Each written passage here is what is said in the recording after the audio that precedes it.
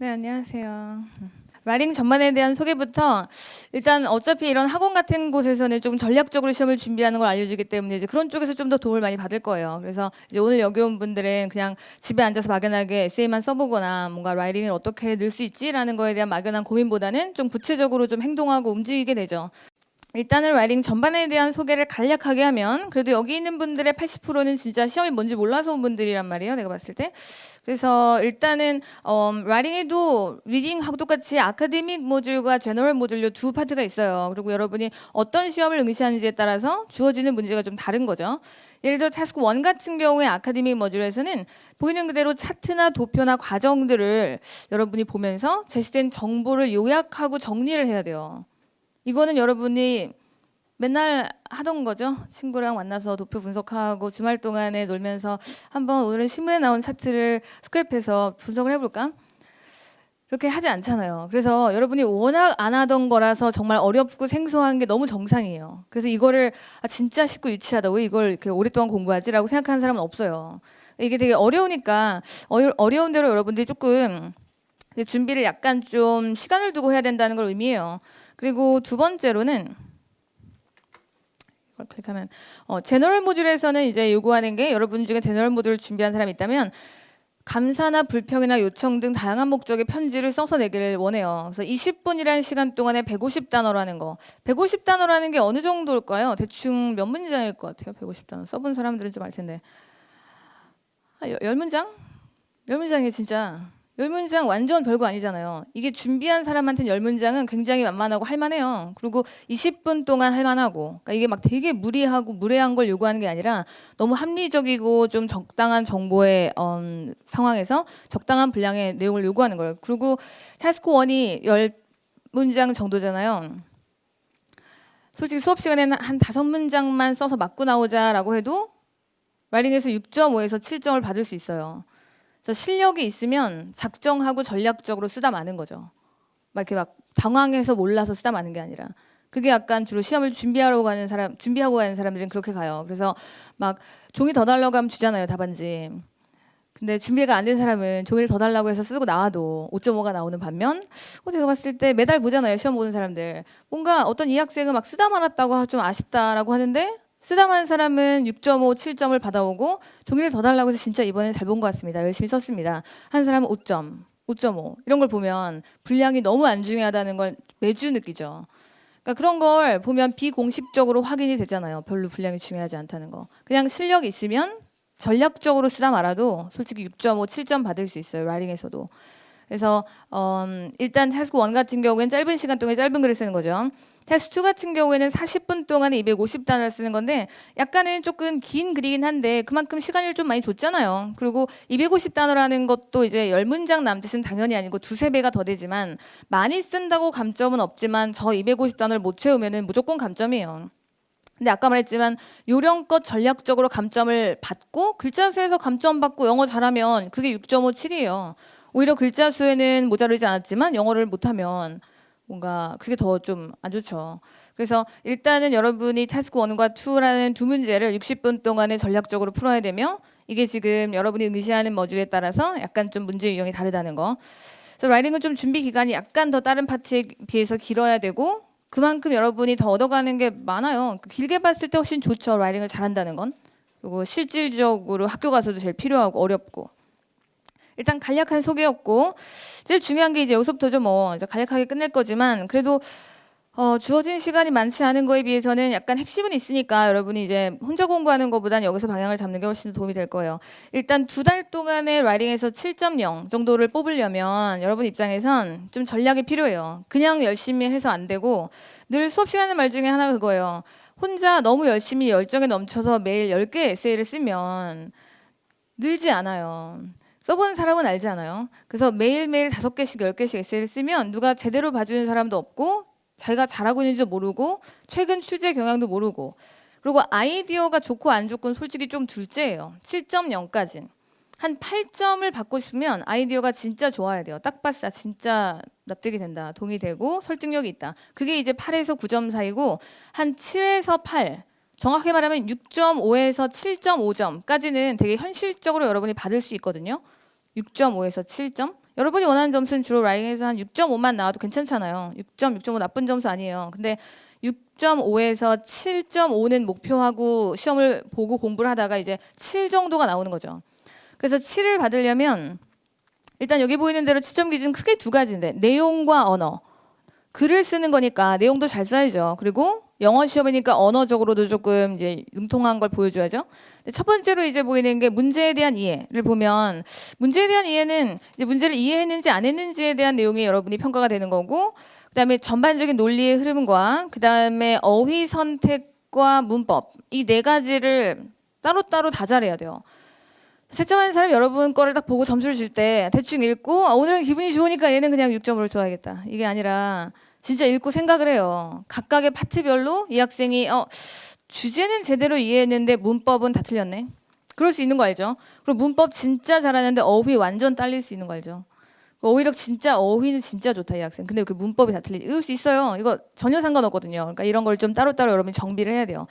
사실 학원 같은 데 등록하면 첨삭이라는 걸 받으니까 여기 이제 학원을 다니는 분들도 한 되게 소수지만 있단 말이에요. 그래서 첨삭을 받으면 바로 나오죠. 적나라하게. 내가 문법이 되게 약하구나. 아니면 문법은 많이 안 틀리는데 어휘를 왜 이렇게 다 틀렸다고 했지? 아니면 이렇게 예시를 썼다고 썼는데 이 예시는 설득력이 없다고 지적받거나 이제 그런 걸 여러분이 좀 봐야지 자기한테 맞춰서 이제 자기의 단점을 좀 이제 없애는 거죠. 일단 7.0 전략은 이런 식이에요. 문제에 대한 이해나 논리 흐름이나 어휘 선택은 그래도 이 정도까지는 여러분이 받을 수 있고 받아야 돼요. 그리고 이 정도까지는 끌어올리려고 노력을 하다가 유학을 가야지 또 금방 적응하고. 근데 이제 문법 같은 경우는 화려한 문법을 활용하다가 맞으면 진짜 7점 이상이죠. 8.9점. 그러니까 8.9점급으로 완전히 화려하게 멋있게 써서 맞으면 되는데 멋있게 쓰려다가 틀리면 5점이에요. 그 이제 빨리 계산을 머릿속으로 해야죠. 우리도 좀 시간이 바쁘고 빨리빨리 이제 시험을 끝나는 게 좋잖아요. 그러면은 화려하게 써서 맞으면 7, 8, 9, 틀리면 5점. 그러면 화려하게 안 쓰고 맞으면 한 6은 나와요. 그러니까 전략적으로 좀 문장을 짧게, 유치하게, 안전하게, 단조롭게 그렇게 써서 맞으면 여러분은 5점은 안 내려가요. 이거 5.5 없어요. 그냥 5 아니면 6이에요. 그럼 5는 문법에서 5가 나왔다는 건 되게 놀랍게도 여러분은 정말 의도하지 않았겠지만 모든 문장이 다 틀렸다는 뜻이에요. 더 쉽게 말하면 라이딩이 5.5라는 건 정말 채점하는 사람이 느끼기에 정말 한 문장의 예외도 없이 소름 끼치게 다 틀렸습니다 라는 뜻이에요. 그리고 그건 여러분이 의도하지 않았잖아요. 근데 정말 문법 오류가 고칠 부분이 없는 문장도 이 문장은 다 다시 써야 된다는 뜻이에요. 진짜. 그래서 5.5.5가 라이딩이라는 거는 여러분이 좀 개선의 여지를 빨리 봐야 되고 움직여야 돼요. 이거는 그냥 그대로 뒀다가는 시험만 계속 봐서는 늘지 않는 시험이에요. 되게 좋은 시험이라서. 그래서 되게 소름 끼치게 분별력 있고 뭔가 이렇게 편법이나 요령이 먹히지 않는 거. 너무 안 먹혀서 가끔 진짜 짜증이 나지만 그래도 그게 이제 시험이라면 우리가 적응해야죠. 그리고 되게 좋은 시험이에요. 그래서 영국이란 나라에선 토플을 만점 받아와도 유학을 올 수 없다고 딱 말하잖아요. 미안한데 토플 만점 됐고 아이엘츠 봐와 약간 이거잖아요. 영국은. 그러니까 그 정도로 토플이 무시할 시험이 아니거든요. 그것도 되게 오래됐고 분별력 있고. 근데도 아이엘츠는 토플보다 훨씬 더 좀 편법이나 요령이 좀 먹히지 않아요. 일단 결론은 7점 정도를 목표하는 건 굉장히 현실적이고 되게 이상적이고 여러분이 이걸 목표로 공부를 해야지 실력도 늘고 점수도 늘고 유학 가서도 적응해요. 아까 말한 모든 문장이 다 틀렸습니다라고 농담 반 진담 반이지만 농담 반은 아니다. 사실 진담이에요. 그냥 모든 문장이 다 틀리는 건데 그 상태로 유학을 가면 원어민들도 여러분을 도와주기가 힘들어요. 그래서 그 느낌을 여기서 볼 수 있어요. 문법을 6점으로 잡는다는 게 우리가 못해서가 아니라 정도껏 틀릴 수 있는 걸 안 쓰는 것도 잘하는 거잖아요. 그래서 예를 들어 이거 문장 하나 갖고 왔는데 이 문장을 딱 보면 어떤 학생이 쓴 문장이에요. 열심히 썼죠. 정말 고민해서 재택근무 관련된 문장이에요. 그냥 한번 읽고 어디가 조금 어색한 것 같은지 생각만 해보세요. 이해는 되는지. People need to spend long times ready to go to work in common, but people can use this time for. 그러니까 읽으면 의도한 표현이 아주 조금은 있지만 이렇게 정확하게 의도한 게 명확하게 깨끗하게 전달은 안 되잖아요. 그러니까 이렇게 틀려보는 거 되게 좋은 경험이에요. 본인이 쓴 문장을 한 번도 좀 이렇게 전문가적인 입장에서 첨삭을 못 받았다는 건 굉장히 큰 실수고 그렇게 해서 시험을 보러 가면은 내가 왜 5.5가 나오는지도 모르잖아요. 근데 이제 이분은 왜 본인이 5점을 받는지 알죠. 이건 5.5도 아니에요. 진짜 5.5 안 되고 5점 정도고 이유가 이거예요. 고친 걸 읽으면 이게 또 여러분이 금방 읽어요. People who 여기서 working from home 하면 이게 재택근무라고 해석하면 되죠. 재택근무를 하는 사람들은 어디에 뭐뭐 하면서 시간을 낭비하다라는 표현. 뭐뭐 하면서 시간을 쓰다 하면 spend time 동사의 ing죠. 약간 구문으로 얘기하면 여기서는 waste time 동사의 ing 하면은 뭐뭐 하는데 시간을 낭비하다. 아, 재택근무하는 사람들은 to go to work. go to work 하면은 이제 출근하다 정도죠. 출근을 하기 위해서 준비하는데 시간을 낭비할 필요가 없죠. 집이 직장인데 재택근무는. 그래서 이런 식으로 채점하는 사람이 얼마나 좋아하겠어요. 관계절을 관계대명사 who를 써서 맞았다는 건 되게 문법적으로 봤을 때 굉장한 거예요. 여러분이 관계대명사가 여러분한테나 그냥 관계대명사 별거 있나 이렇지만 영어가 모국어인 사람이 봤을 때 이 학생은 영어가 외국어인데 어떻게 관계절을 제때 써서 맞았지? 라는 거는 굉장한 채점 기준적으로 가치가 있는 문장이거든요. 그래서 관계대명사 썼죠. 재택근무 표현 똑바로 했고 spend time 동사의 ing, 뭐 waste time 동사의 ing, 아니 go to work, 뭐 출근을 하다 이런 게 명확하고 정확하게 표현됐다는 게 이게 다 지금 채점 기준적으로 중요하죠. 그리고 이런 것들을 여러분이 이제 수업 시간에 레벨별로 좀 체계적으로 쌓아야 돼요. 누적돼야 되고. 그 다음 문장을 끊었어요. 그러니까 이렇게 문장을 길게 쓰는 건 굉장히 안 좋은 습관이고 여러분처럼 글을 많이 안 쓴 사람들이 갑자기 글을 쓸 때 하면 안 되는 전략이에요. 무조건 글을 유치하게 짧게 써서 그래도 맞으면 정말 망쳐도 6.5점, 7 이렇게 왔다 갔다 해야 돼요. 그렇게 되고. 그리고 그 다음 두 번째 문장도 보면 They can use this time to increase랑 productivity랑 같이 나와서 뭔가 생산성을 늘리다, 증대시키다를 표현했다는 것도 채점하는 사람한테는 되게 표현력이 있구나. 이 동사랑 이 명사랑 같이 썼다는 건. 그리고 이제 조금 더 레벨을 올리면 이 두 문장을 한 문장으로 쓰면 한 문장으로 뭐 그래서 이런 식으로 이제 이으는 것도 되게 좀 더 문장력이 있어 보이죠. 근데 이런 건 첨삭을 통해서 여러분이 좀 정비를 해야 돼요. 내가 좀 문법을 자유롭게 써도 되는 사람인지 아니면 좀 안전하게 가야 되는 사람인지. 그래서 이게 약간 7.0을 좀 빠르게 받기 위해서는 여러분이 문법을 좀 안전하게 가야 된다는 게 일단 1차고 마지막으로는 문제풀이 팁을 좀 한 가지만 할 건데요. 이 세 개 중에 한 가지만 샘플로 갖고 왔거든요. 일단은 첫 번째로 여기를 먼저 하면 타스크 1이라는 게 아까 20분 동안 150단어 10문장 남짓 쓴다 그랬잖아요.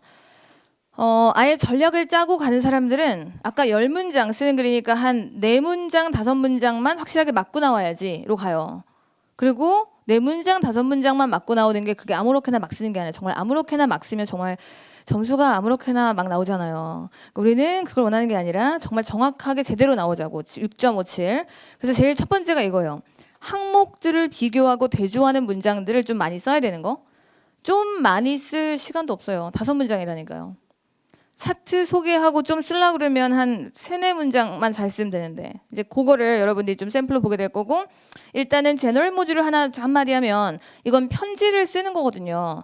주어진 상황에 맞게 편지를 여러분이 써야 되는데 뭔가 제시된 3가지 사항을 모두 포함한다는 건 이제 시험을 좀 받거나 아니면 시험이 뭔지 아는 사람은 좀 아는데 어떤 편지를 써야 될 상황이 주어지고 3가지를 포함해서 편지를 쓰시오 했을 때 그 3가지를 되게 충분히 논해야지 점수가 좀 잘 나와요. 그냥 아무렇게나 막 글자를 채우면 안 되고 그리고 마지막으로 에세이를 잠깐 코멘트하면 이거는 진짜 할 말이 많아서 사실 오늘 얘기할 건 안 되는 것 같아요. 오늘 15분 정도의 시간이 주어졌을 때는 시작하기엔 너무 좀 방대한 주제고 주제 핵심이 담긴 키워드를 그 전반에 언급한다고 했는데 이건 진짜 모범 답안들을 보면서 여러분이 좀 터득해야 돼요. 아 이게 글을 아무렇게나 막 쓰면 안 되고 진짜 흐름이 있게 써야 되는구나. 그리고 7점까지는 정말 아이디어가 아주 중요하진 않아요. 그래서 대부분의 학생들이 이제 고민하는 게 그건데 에세이 주제를 딱 읽고 아이디어가 좋은 게 생각이 안 난다는 거. 그리고 또 빨리 생각 안 난다는 거. 그렇죠? 문제는 이해했다고 나도. 근데 문제를 이해했는데 아이디어가 생각 안 나는데 어떡해요? 그게 여러분이 이상한 건 아닌 거 알죠? 문제가 이상한 거죠. 문제가 너무 어렵잖아요. 문제가 너무 쉬운 걸 안 물어봤단 말이에요. 그럼 이제 문제가 어려우면 거기에 맞게 좀 움직여야 돼요. 약간 어려우면 어려운 대로 약간 좀 전략적으로 준비를 해야 되는데 이제 그거를 여러분이 유형별로 또 주제별로 좀 대비를 해야 돼요, 사실. 그래서 에세이는 얘는 근데 학원이라는 게 이제 레벨을 만들어 놓은 이유가 막 기본반이라는 게 있고 중급반이라는 게 있고 정규반이라는 게 있고 막 실전반이라는 게 있단 말이에요. 레벨이 올라갈수록 이제 이거에 준비되는 그 자료나 전략이나 수업 분량이 좀 달라요. 사실 그런 것들을 좀 전략적으로 준비하는 게 제일 이상적이고 이제 맞죠. 오늘은 요거 태스크 1 첫 번째로 말한 항목들을 비교하고 대조하는 문장을 쓰는 게 왜 점수에 도움이 된다는 건지를 좀 얘기를 할 거예요, 사실. 일단은 하나 샘플만 볼 거니까 이게 이제 마지막이에요. 문제풀이 팁으로서 갖고 온 게 이건데 아카데믹 모듈을 공부한 사람들이 이런 차트를 제시봤거든요. 실전 상황에서 20분 동안 20분 줄 테니까 이거 요약 정리해보라고. 무슨 뭐 국가별, 지역별 물 사용 차트인가 봐요. 전형적인 IELTS 문제예요.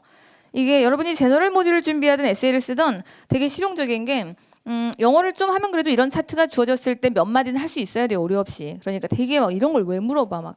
아니 이거를 안 써봤는데 뭘 어떻게 하라 이게 아니라 되게 진짜 공부를 하면 할수록 아 진짜 시험 제대로 잘 만들었구나. 그리고 맞아 이런 걸 좀 쓸 수 있다는 건 내 영어 실력이 어느 정도인지를 확인할 수 있는 좀 방법이기도 해요. 진짜 이거를 딱 보고 주로 많은 생각이 들진 않죠. 대부분의 사람들이 뭐 어쩌라는 거지 약간 이거죠. 그리고 써본 적 없고 게다가 에세이랑 같이 나오잖아요. 60분 동안 두 문제. 이거 아까 몇 분 동안 푸는 거였죠? 공식적으로는 20분 동안에 써야 돼요. 근데 에세이는 40분 동안 쓰는 건데 에세이가 좀 어려워요 주로. 그리고 공부를 한 사람들한테나 조금 이제 막 부딪힐 만한지 공부를 안 하고 가면 진짜 주제가 아이디어 생각 안 나거든요. 그럼 이제 에세이를 열심히 쓰고 왔어요. 에세이가 배점이 더 높은 거 알죠? 차트보다 에세이가 배점이 2배예요. 그러면 공을 들이려면 에세이에 공을 더 들여야죠. 쓰다 말아도 얘를 쓰다 말아야 되고.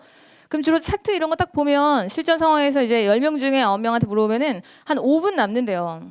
이거 써야 되는데 이제 에세이 너무 어렵고 열심히 하다 보니까 6분 남는 사람도 있고요. 7분 남는 사람도 있고. 그럼 차트를 보고 6분이나 5분이나 7분이나 시간이 없다는 뜻이에요. 그리고 5분 남았으면 원어민한테 너 던져주면서 너 원어민이니까 이거 5분 동안 써봐. 원어민이 되게 잘 쓸 것 같아. 되게 쉽다. 너네 이거 못하니? 너무 쉬운데. 이렇게 생각하지 않아요. 원어민도 약간 긴장하고 약간 차트 이해해야 되고 특징 파악해야 되고.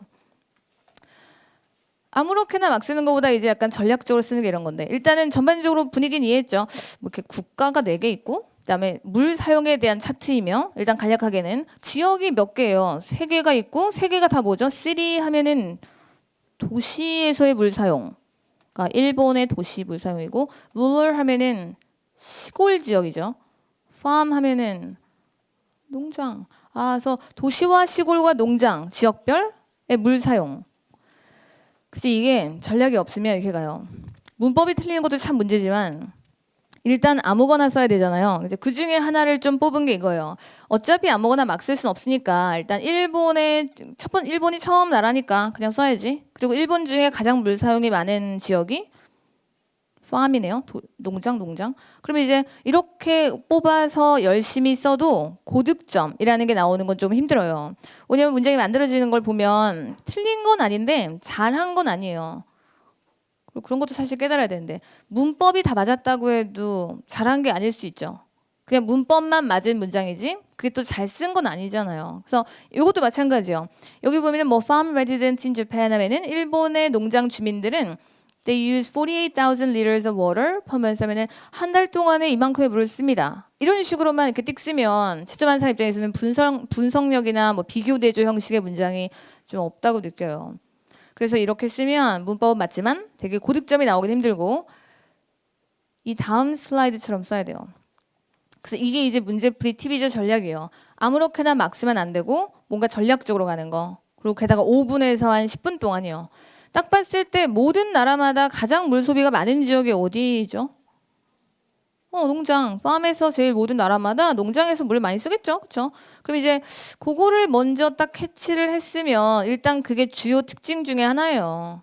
그 다음에 채점하는 사람이 원하는 건 비교 대조라니까요. 그냥 농장에서 물을 많이 써. 이렇게 하면은 한국말로도 별로 그렇고 분석력은 떨어지잖아요. 그거를 뭐랑 비교를 해야 돼요. 그러면은 다른 두 지역과 비교했을 때 이런 식으로 비교할 수 있는데 일본에서의 뭔가 도시와 시골에서 물 사용, 포르투갈에서의 도시와 물 사용, 뭔가 이런 식으로 나머지 두 지역의 물 사용을 합친 게 어디에서의 물 사용의 양과 약간 비슷해요?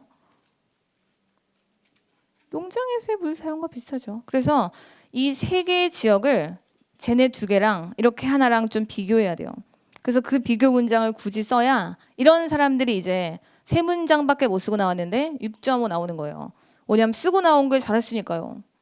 그리고 얼마나 열심히 써봤자 어차피 다 틀리면 5.5 줘야 돼요. 분량이 중요한 게 아니라 세 문장 쓰고 나온 사람은 다 못 썼다. 좀 분량을 못 채웠는데 감점이겠네. 그래 감점 받아서 6.57. 그리고 이제 준비를 미처 못하고 간 사람들은 아무렇게나 막 쓰면 분량을 다 채우고 종이를 더 달라고 해도 약간 5.5.5. 아까 문장이 저거였잖아요. 이 상태에서 문법도 틀리면 5.5.5예요. 이게 문법이나 그나마 맞았으니까 우리가 읽어주는 거지 진짜. 그래서 제대로 쓰면 약간 이 정도 나와야 돼요. 이게 길어서 좋은 게 아니라 이 두 문장 안에서는 두 지역이 좀 대립되는 거죠. 그래서 좀 제대로 된 문장, 점수적 가치가 높다는 문장을 읽으면 이런 것도 다 구문이에요. The combined use of something, the combined use of A and B. 여기서는 the combined use of water among 이 두 지역, rural and city residents. 그러면은 시골과 도심 지역 주민들 사이에서의 합쳐진 물 사용은 뭐뭐와 동일하다, 뭐뭐와 거의 같다라는 것도 여기 표현인데 뭘 어떻게 뽑아낼 수 있을까요? 뭐뭐와 거의 같다. 비동사랑 equal to something, roughly 같은 경우는 이제 대략 비슷하다, 거의 같다는 거죠. 그래서 이 주어는 뭐와 거의 같냐면 the amount of water used by farm residents 하면은 농장 주민들에 의해 사용된 물의 양과 거의 같다 식으로 채점하는 사람이 왜 좋아하겠어요? 시골과 도시가 한 팀이고 그 다음에 농장이 그거랑 대립돼서 비교된 거잖아요. 그러니까 이렇게 써서 쓰다 말고 나와야죠. 딱 요게 캐치된 사람들은 한 서론 쓰고 본론 한 3-4문장 쓰고 그만 써요. 그리고 5분 남는 시간에 에세이 검토해요. 어차피 많이 써봤자 점수가 변동이 없을 걸 아니까요. 어차피 시험 6.57 받는 게 목적이지 멋있는 글을 써서 채점하는 사람을 감동시키는 게 목적은 아니잖아요. 채점하는 사람이 여러분의 글을 얼마나 오랫동안 읽을 것 같아요? 한 1분? 2분 읽으면 착한 사람이네요. 그러니까 나 같으면은 그러면 안 되지만 한 반 정도 읽으면 점수 나오니까 그냥 점수 줄 것 같아요. 그리고 서론이랑 본론까지 읽어도 주로 점수는 6점 줄 사람은 변동이 없어요. 첫 번째 문장이 문법이 다 틀렸는데 두 번째, 세 번째 문장은 완벽할 수는 없잖아요. 그러니까 주로 이제 초반 정도 읽으면 점수 나온다고요. 그러니까 쓰다 말고 6.57을 받는 게 여러분 입장에서는 좀 전략적인 거죠. 네, 약간 이렇게 마무리할 건데 오늘 한 얘기를 좀 정리하면 이래요. 사실 찰스코 1 같은 경우에 샘플을 봤지만 이게 아무렇게나 막 쓰는 게 아니라 그러니까 여러분들 중에서 그 학원 강의를 조금 듣는 분들은 그래도 좀 방향이 잡혔잖아요. 이게 아무렇게나 막 할 일이 아니구나. 뭔가 좀 문제를 많이 풀고 전략적으로 풀고 첨삭을 받고 하는 게 얼마나 도움이 되는지를 알거든요. 그리고 뭐 이 3가지였죠 아까는. 그래서 이제 이게 오늘 알려준 팁이고 제가 마지막 순서라서 사실 설명을 어떻게 마무리할까 생각을 좀 하다가 생각이 난 게 이거였어요. 워낙 이제 저는 몇 년 동안 여러 가지 학생들의 케이스를 보니까 이제 매주 보잖아요, 매주. 사실 어제 시험도 에세이 문제는 우리 수업을 특히 중급반을 듣는 학생들이 봤을 땐 되게 잘 봤거나 쉬웠을 거예요. 수업 시간에 하던 거랑 비슷했었던 것뿐만 아니라 그걸 좀 되게 잘 적용할 수 있게 할 수 있는 시험 문제였거든요. 어제 시험이. 그리고 대부분의 경우 매주 그런 건 아니지만 되게 자주 그렇고. 그러니까 준비하던 사람들이 주로 시험을 잘 보는 건 너무 당연한 것 같아요. 그리고 그게 되게 정확하게 먹히는 게 이 IELTS라는 시험인 것 같아요. 운이 안 먹히니까. 아무튼 근데 이제 그런 게 있어요. 되게 보면 오랫동안 시험을 준비하는 사람이고를 떠나서 주로 이제 빨리 시험을 끝내고 빨리 높게 잘 받는 사람들의 공통점은 뭔가 좀 이렇게 행동이 빨라요. 그래서 첨삭을 받으면 바로바로 적용하고 막 질문하고 이거 왜 그러냐고 또 고민하고. 그래서 뭔가를 그냥 그런 거 있잖아요. 막 성공하는 사람들과 실패하는 사람들이 성공과 실패의 차이가 참 많지만 성공하는 사람들의 대표적인 케이스들은 막 되게 행동으로 옮기는 거 그런 게 되게 잘 되는 것 같아요. 그래서 시험을 보는 사람들을 봐도 약간 그런 걸 보니까 여러분한테도 약간 그런 걸 좀 강조하고 싶었어요. 그냥 막연하게 시험을 보면 되겠지, 만약 보면서 늘겠지, 뭔가 어떻게 되겠지. 그냥 대충 쓰고 나오자라기보다는 조금 전략적으로 멀리 보고 공부를 하고 좀 계획을 하고 움직이는 게 여러분한테 좋으니까 약간 그렇게 앞으로 공부 계획 세우는데 이제 오늘 시간이 되게 많이 도움이 됐을 거라고 생각을 하고 일단 오늘은 이렇게 좀 마무리할 거니까요. 앞으로 공부 계획하는데 여러분이 좀 많이 참고가 됐으면 좋겠습니다. 네, 수고하셨습니다.